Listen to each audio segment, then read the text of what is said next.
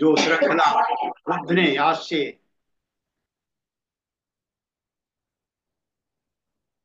250 2,500 साल पहले स्थापित की थी, वो श्रृंखला टूट गई, जिसकी वजह से संघ का पतन हुआ, धम्म का पतन हुआ। तो पिछली बार मैंने आपको कुछ बातें बताई थी कल्याण मित्र के बारे में, कि कल्याण मित्र हम कैसे चुनते हैं, कैसा चुनना चाहिए। इस बातों को बताया था मैंने आपको। क्या हम उपयोगिता के लिए ही तो नहीं चुन रहे, कोई उपयोगिता का स्तर तो नहीं है कि मुझे धर्मचारी बनना है, कि मुझे ये बनना है, वो बनना है, या मुझे इससे फायदा उठाना है। आनंद का स्तर हो सकता है, या फिर आपका अच्छाई का स्तर है, हम देख सकते हैं। फिर मैंने कुछ और चीजें बताई थी उसके अंदर, कि आपको ऐसा कल्याण मित्र चुनना है कि जो स्वयं शरण गमन कर रहा हो, क्योंकि ये संघ का मूल मंत्र है। बनते जी कहते हैं कि शरण गमन जो प्रथम है, जीवन शैली दो है, बाकी चीजें बाद बाद की हैं, लेकिन शरण गमन आपका पक्का होना चाहिए। उसको आपको मित्रता देने की इच्छा होनी चाहिए, दोनों तरफ से खुलापन होना चाहिए, समान स्वभाव का नहीं होना चाहिए, नजदीकी रिश्तेदार नहीं होना चाहिए, विपरीत स्वभाव का होना चाहिए, विपरीत लिंग का नहीं होना चाहिए, महिला के लिए महिला और पुरुष के लिए पुरुष, और समय समान वय का हो, यानी हम उम्र का हो तो और अच्छी बात है। तो इस प्रकार से कुछ बताए थे। और अगर आप धम्म मार्ग पर चल रहे हैं और आपका कल्याण मित्र अगर साथ नहीं है, आप साथ नहीं रह पा रहे हैं, तो फिर आपके लिए क्या करना है वो भी मैंने बताया था, कि आपको ध्यान के साथ रहना है, निसर्ग निसर्ग के सानिध्य में रहना है, यानी प्रकृति के सानिध्य में रहना है आपको। कल्पना में करिए, कल्पना रखिए, कल्पना में अपने को बुद्ध के सानिध्य सानिध्य पाइए हर समय।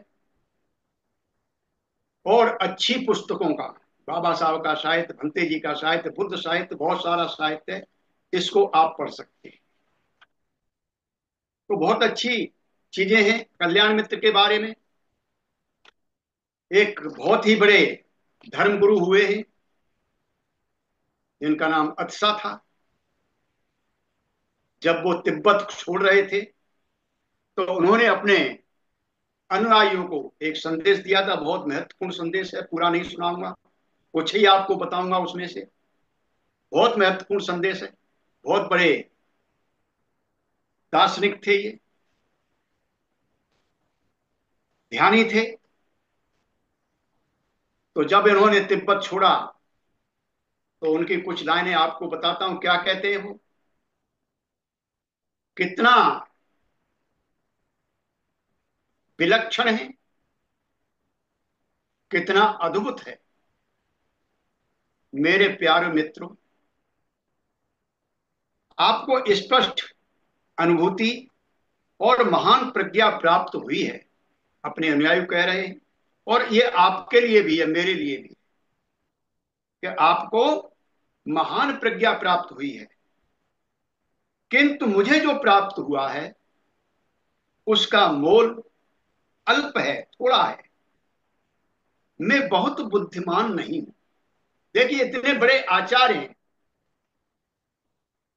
इतने बड़े बौद्ध आचार्य हैं, बुद्ध धर्म के मर्म को जानते हैं और कितनी बात कर रहे हैं। और हम अगर चार गाथाएं कियासी के लिए हमें मान पैदा हो जाता है। क्या कह रहे हैं कि मैं बहुत बुद्धिमान भी नहीं हूं, फिर भी आप मेरे मित्र होकर, आपसे मेरा नजदीकी रिश्ता होने के कारण, और आपने मुझे विनती करने के कारण, मैं अपनी अल्प बुद्धि से आपको देशना कर रहा हूं।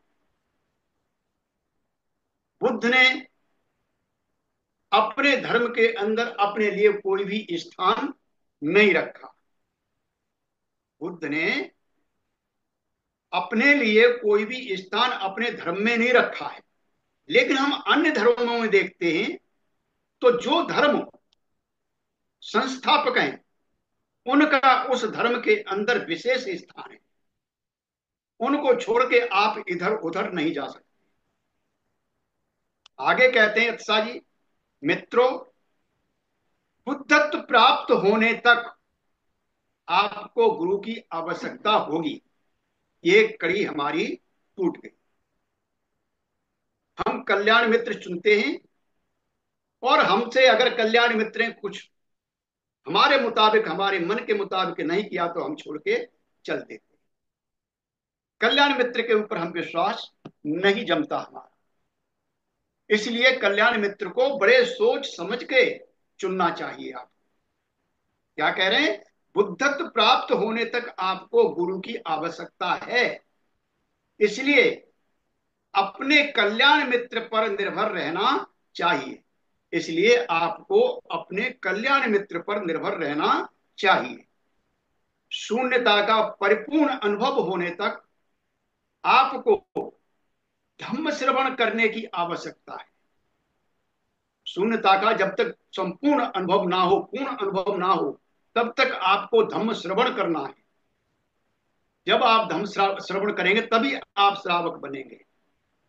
हाँ, सुपटिपन्नो भगवतो सावक संगो, उजपटिपन्नो भगवतो सावक संगो, न्यायपटिपन्नो भगवतो सावक संगो, सामीचपटिपन्नो भगवतो सावक संगो। भगवान बुद्ध के श्रावक कैसे होते हैं वो देखना है आपको। तो शून्यता के परिपूर्ण अनुभव होने तक आपको धम्म श्रवण करने की आवश्यकता है। इसलिए गुरु की शिक्षा को ध्यान से सुनो। हमारा कल्याण मित्र क्या कह रहा है उसको ध्यान से सुनो। बुद्ध बनना चाहते हो तो धम्म को केवल समझ लेना ही पर्याप्त नहीं है। अगर आप बुद्धत्व चाहते हो, संबोधि चाहते हो, बुद्ध बनना चाहते हो, तो सिर्फ जो है बुद्ध, इसको केवल धम्म को समझ लेना ही काफी नहीं है। तो इसका निरंतर आचरण करना भी उतना ही आवश्यक है। निरंतर आचरण करना इसका बहुत आवश्यक है। बहुत महत्वपूर्ण बातें हैं। मैं आगे नहीं जाऊंगा, इतना ही बताऊंगा इसके बारे में। तो ये जो है कितनी महत्वपूर्ण बात है हमारे कल्याण मित्र के लिए।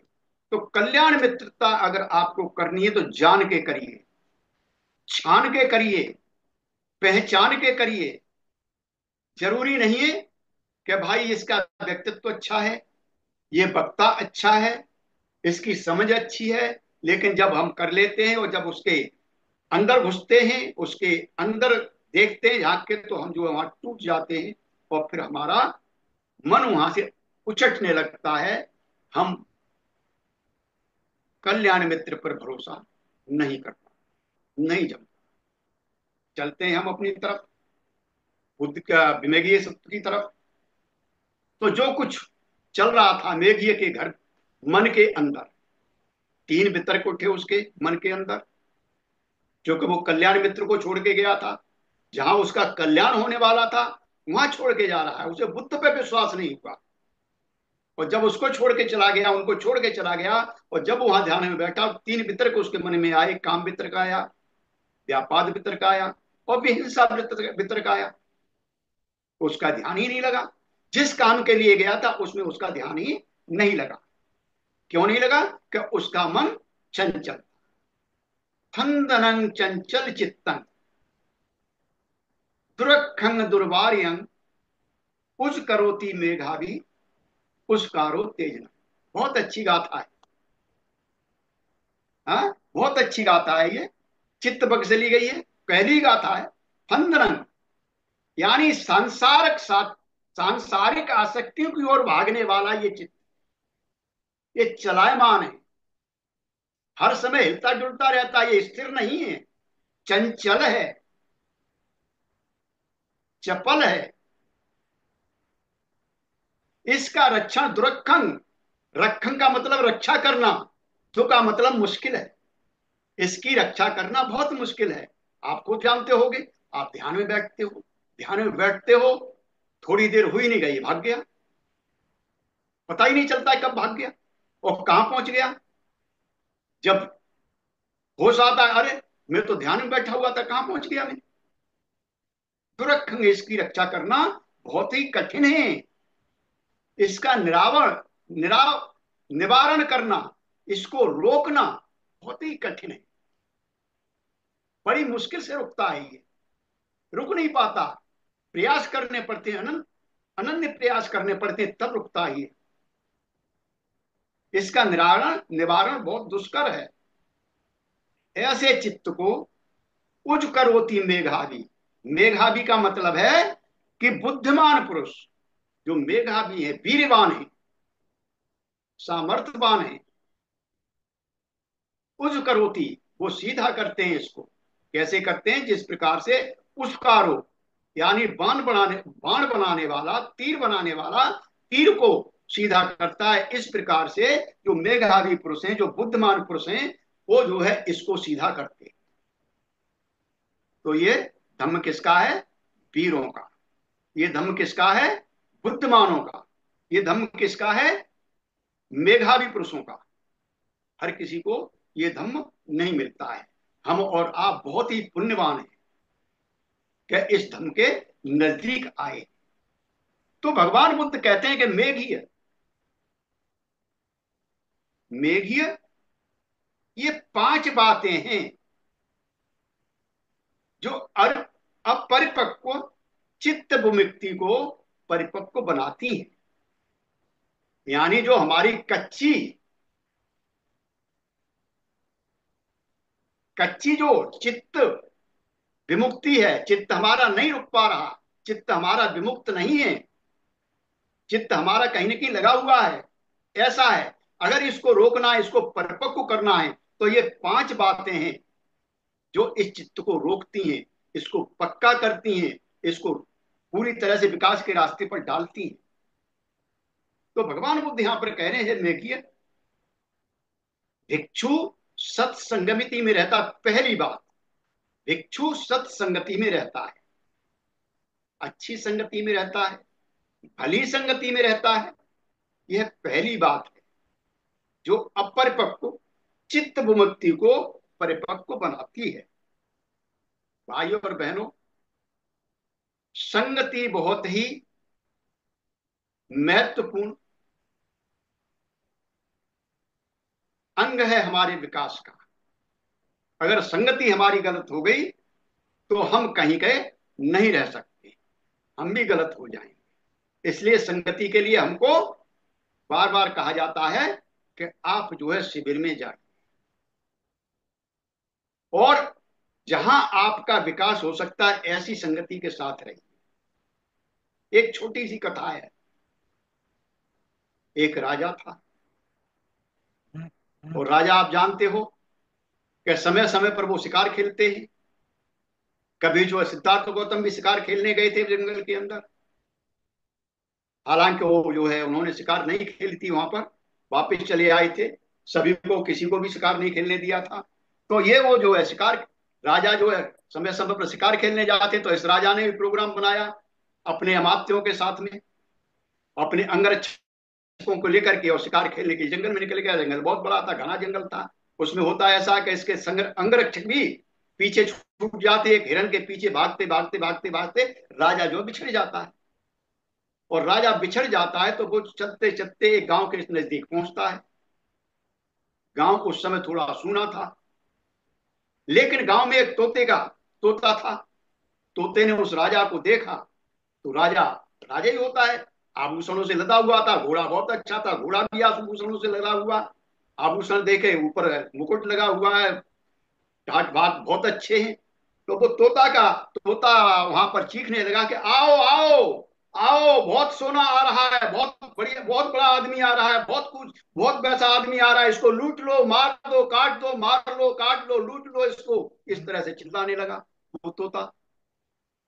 जब चिल्लाने लगा, राजा ने सुनी उस आवाज को, तोते की आवाज को। उसने सोचा कि अरे भाई, ये क्या हो रहा है, यहाँ तो खतरा है और मैं अकेला हूं, मेरे अंगरक्षक बहुत पीछे छूट गए। उसने भेड़े को एड़ लगाई, वहां से भाग गया, आगे और बढ़ गया जंगल में। रास्ता नहीं सूझा उसको। जब रास्ता नहीं सूझा तो वहां से निकल गया वो, आगे और बढ़ गया। जब आगे बढ़ गया तो वहां पर एक आश्रम देखा उसने। आश्रम पर, आश्रम भी खाली था, लेकिन आश्रम पर एक दूसरा तोता बैठा हुआ था, एक तोता वहां पर बैठा हुआ था। तोता ने देखा दरवाजे पर घोड़े को आए हुए, तो वो बड़े प्यार से, बड़ी अच्छी मीठी आवाज में बोलता, आइए महोदय जी, आप जो थके हुए हैं, घोड़े को उधर बांध दीजिए, वहां घड़े में पानी रखा है, पानी पीजिए, उस पेड़ के नीचे आसन लगा हुआ, वहां पर बैठिए, अपने के संताप को खत्म करिए, परेशान मत होइए, अभी गुरुजन आ जाएंगे, आपकी सेवा करेंगे। जब ये बात सुनी उस राजा ने, तो उसका माथा ठनका कि वो भी तोता था और ये भी तोता है, कितना अंतर है दोनों में। वो इस प्रकार से बोल रहा था कि आ जाओ, बहुत माल आ गया है, सोना है, लूट लो इसे, मार दो, काट दो। और यहां पर देखो कितना आदर सत्कार मिल रहा है। संध्या हुई, वहां के जो भिक्षुक थे वो आ गए आश्रम के, वार्तालाप हुआ बैठ के। तब राजा ने उन जो संत थे वहां पर, उनको किस्सा सुना कि ऐसे ऐसी बात है। तो वो संत बोले कि महाराज, ये दोनों भाई हैं, वो तोता और ये तोता, दोनों भाई हैं, एक ही गृहस्थी के दोनों हैं, एक ही माँ बाप के पुत्र हैं ये दोनों। लेकिन जंगल में आग लग गई, जंगल में आग लग गई तो ये जो है वहां से छोटे थे बच्चे, ये उड़े, कहीं गिरे पड़े इधर उधर, तो एक उधर चला गया, एक इधर आ गया। उधर वो चला गया, वो चोरों का काम है, लुटेरों का काम है, वहां पर पहुंच गया, वो लुटेरों की संगति में पहुंच गया। और ये इधर आ गया, ये आश्रम की संगति में आ गया। तो यहाँ पर जो आचरण हो रहा है वो इसने सीख लिया, जो वहां पर आचरण हो रहा है उसने सीख लिया। तो ये संगति का असर है। तो भाई और बहनों, हमको देखना है कि हमें किस संगति में जाना है, किधर जाना है। संगति हमारे मन के ऊपर बहुत बड़ा असर डालती है।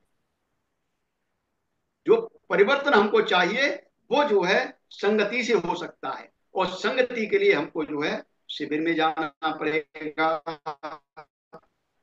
अपने कल्याण मित्रों के साथ रहना पड़ेगा, संपर्क में रहना पड़ेगा, ये हमको देखना पड़ेगा। अपनी संगति बदलनी पड़ेगी, जहां हम फंस रहे हैं उसको छोड़ना पड़ेगा। तो इस प्रकार से भगवान बुद्ध मेघिय से कह रहे हैं, कहे मेघिय, ये जो पहल जो हमारी जो कच्ची चित्त विमुक्ति है उसको जो है पक्का करती है। अगर हम सत्संगति में रहते हैं, अच्छी संगति में रहते हैं, सत्पुरुषों की संगति में रहते हैं, तो हम जो है इस प्रकार से अपने जो हमारी चित्त विमुक्ति है उसको परिपक्व बना लेते हैं, हम अच्छी तरफ बढ़ने लगते हैं, वो हमारे मन के अंदर बैठने लगती है, हम धीरे धीरे करके अपने अच्छे मार्ग की तरफ बढ़ने लगते हैं। बहुत अच्छी बात है। फिर कहते हैं भगवान बुद्ध कहे में घी, ये पहली बात है सत्संगति। मेघी है, एक भिक्खु सदाचारी होता है, शीलों का पालन करने वाला होता है, प्राप्ति मोक्ष के नियमों का पालन करने वाला होता है, छोटे से छोटा दुष्कर्म से भी बचने वाला होता है, छोटे से भी छोटा दुष्कर्म होता है उसको भी वो ना करने वाला होता है, अकुशल से डरता है, ऐसे कामों के करने से डरता है जिससे उसकी बदनामी हो, बेइज्जती हो, छोटे से छोटा काम भी करने से डरता है वो, शिक्षाओं का संपूर्ण रूप से पालन करने वाला होता है। जो बुद्ध की शिक्षाएं जिस पर हम चलना चाहते हैं, शील समाधि प्रज्ञा, इसका आचरण करने वाला होता है, पालन करने वाला होता है। मेघीय, यह दूसरी बात है जो अपरिपक्व चित्त विमुक्ति को परिपक्व बनाती है, जो हमारी कच्ची धारणाएं हैं उनको तोड़ती है और पक्की करती है। तो भगवान बुद्ध क्या कहते हैं धम्मपद में, कई बार हमारे साथी धर्मचारी बोधि प्रकाश बहुत अच्छी तरह से बताते हैं कि चक्षुना समरो साधु साधु सोते समरो, घाणेन समरो साधु, साधु जिव्याय समरो, कायेन समरो साधु, साधु वाचाय समरो, मनसा समरो साधु, साधु सब्बत समरो, सब्बत सम्मुतो भिक्खु, सब दुख पमुच्यति। बहुत अच्छी तरह से कहा ये। हाँ, भगवान बुद्ध ने ये भिक्खु बक से लिया गया है। पहली दोनों गाथाएं हैं ये, बहुत अच्छी तरह से। क्योंकि ये जो है सदाचारी होना यानी शीलों का आचरण करना, सद आचरण वाला। सदाचरण वाला कौन होगा? जो शीलों का पालन करेगा। जो शीलों का पालन करेगा वो जो है सद आचरण वाला होगा। और शील आप जानते ही हो, आपके लिए 5 शील दे रखे हैं। ब्रह्मचारियों के लिए 10 शील है, बोधिसत्व को 64 शील है। एक भिक्खु के लिए वही जो है 253 शील बन जाते हैं, 254 शील बन जाते हैं। और एक भिक्खुणी के लिए वो जो 300 से कुछ ऊपर बन जाते हैं। तो इन शीलों का हमें पालन करना। यहाँ कहते हैं भगवान बुद्ध चक्षुना समरो साधु, आंख का संयम अच्छा है, भला है, शुभ है। आंख का संयम जो है भला है, साधुकर है। कान का संयम भला है, अच्छा है। नाक का संयम भला है, अच्छा है। जीभ का संयम भला है, अच्छा है। शरीर का संयम बहुत अच्छा है। कायर समरो साधु, काया से समरा होना चाहिए, काया से भला होना चाहिए, काया सधी हुई होनी चाहिए उसकी। वाणी का संयम अच्छा है, भला है। मन का संयम भी बहुत अच्छा है, और जिसके लिए आप और हम प्रयास कर रहे हैं कि मन हमारा सही हो जाए, मन हमारा अच्छा हो जाए, मन हमारा संयमित हो जाए। हाँ, इंद्रियों का संयम भला है, अच्छा है। जो भिक्खु सभी इंद्रियों के ऊपर संयम रखता है, आसक्तियों से दूर होता है। क्योंकि ये जो इंद्रियां हैं हमारी, वो हमें आसक्ति में फंसाती हैं। आंख हमको रूप के अंदर फंसाती है, कान हमको शब्द के अंदर फंसाता है, नाक हमको गंध के अंदर फंसाती है, जीभ हमको रस के अंदर फंसाती है, शरीर हमको स्पर्श के अंदर फंसाता है। तो इस प्रकार से हमें इनका संयम रखना अच्छा है। और जो भिक्खु इन इंद्रियों के ऊपर संयम रखता है वह सभी दुखों से विमुक्त हो जाता है। इसलिए शरीर को हिंसा से मुक्त रखिए। पाणातिपाता वेरमणि सिक्खापदम समादयामि, पहला ही शील है, हिंसा से मुक्त रखिए। हिंसा मत करिए, अहित मत करिए, किसी का भी चोरी मत करिए, मैथुन से दूर रहिए। इनसे बचने के लिए भिक्खु को 253 शीलों का पालन करना चाहिए। भिक्खु को 253 शीलों का पालन करना चाहिए। क्यों करना चाहिए? कि प्रज्ञा हमारी सैटेलाइट है।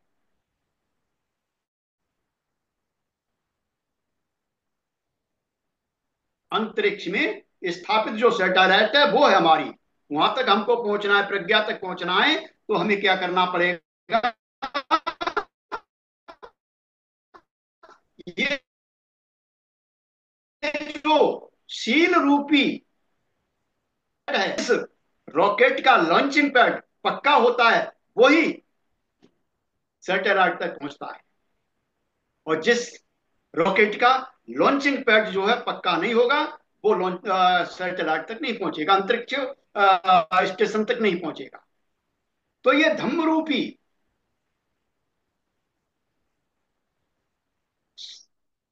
जो शील के खंभे हैं, इनको मजबूत करना पड़ेगा। ये लॉन्चिंग पैड बनाना पड़ेगा। हम शील को हमें लॉन्चिंग पैड बनाना पड़ेगा, इसको पक्का करना पड़ेगा पूरी तरह से। और इस पर हम कार्य करते हैं। तो क्या होगा कि जो समाधि रूपी हमारा रॉकेट है, जो ध्यान रूपी हमारा रॉकेट है, वो इस पे स्थापित होगा, वो इस पे स्थापित होगा। और इस पर हम सवार होकर के प्रज्ञा रूपी सैटेलाइट में हम जो है जा सकते हैं, वहां तक पहुंच सकते हैं। यानी बुद्धत्व तक हम जा पहुंच सकते हैं, संबोधि को हम प्राप्त कर सकते हैं। अगर हमारे शील पक्के होंगे तभी हम जो बुद्धत्व को प्राप्त कर सकते हैं, क्योंकि जब तक शील पक्के नहीं होंगे तब तक हमारी समाधि पक्की नहीं होगी, हमारा मन ध्यान में लगेगा ही नहीं। शील टूटे आपके और आपका मन विचलित हुआ, वो जो संसार में भ्रमण कर जाएगा। तो इस प्रकार से जो है हम जो है धीरे धीरे आगे बढ़ते हैं, परिपक्व होते हैं। तो भगवान बुद्ध यहां पर यही कह रहे हैं कि जो भिक्षु सदाचारी होता है, क्या कह रहे हैं भगवान बुद्ध, कि एक भिक्षु सदाचारी होता है, चीजों का पालन करता है, छोटे छोटे जो अकुशल काम हैं उनसे डरता है, उनको ना करने वाला होता है, दुष्कर्मों से डरता है, वो दुष्कर्म ना करने वाला होता है। नेगीय, ये दूसरी बात है जो हमको परिपक्वता की तरफ ले जाती है, जो हमें पक्का करने की तरफ ले जाती है, प्रज्ञा की तरफ ले जाती है। तो भाई और बहनों, में समझता हूं ये टाइम हो चुका होगा। बाकी 3 बातें रह गई हैं, मैं अगले उसमें बता दूंगा आपको। उम्मीद करता हूं कि आपको आज कुछ मिला होगा उसमें, क्योंकि ये बहुत महत्वपूर्ण चीजें हैं, इनको समझने के लिए बहुत टाइम चाहिए, एक एक चीज को। तो हमें परिपक्व करना है, धीरे धीरे हमें आगे बढ़ना है। तो ये 2 चीजें जो बताई हैं, हमें अपने चीरों का विचार करना है, और संगति जो अब तक हमने जो किया है उसको हमें त्यागना पड़ेगा, छोड़ना पड़ेगा। अगर बाबा साहब के मिशन को आगे बढ़ाना है, बुद्ध धर्म को सही प्रकार से अगर हमको अपने आचरण में लेना है, तो हमें जो पुरानी आदतें हैं वो छोड़नी पड़ेंगी, और नई आदतें हमें विकसित करनी पड़ेंगी, बुद्ध के हिसाब से, बाबा साहब के विजन के हिसाब से, जहां पर हमें जो है अपनी संगति को बदलना पड़ेगा, टाइम निकालना पड़ेगा हमको। कोशिश करिए कि कम से कम सप्ताह में एक दिन तो आपको बुद्ध विहार जाना ही चाहिए। इसी के साथ आपने बड़े धैर्य से मेरी बातों को सुन लिया, आपको अपने अंतर्मन से नमन करता हूं, और माइक में जो है धम्मित्र लाल जी की तरफ बढ़ाता हूं। सभी को जय भीम, नमो बुद्धाय।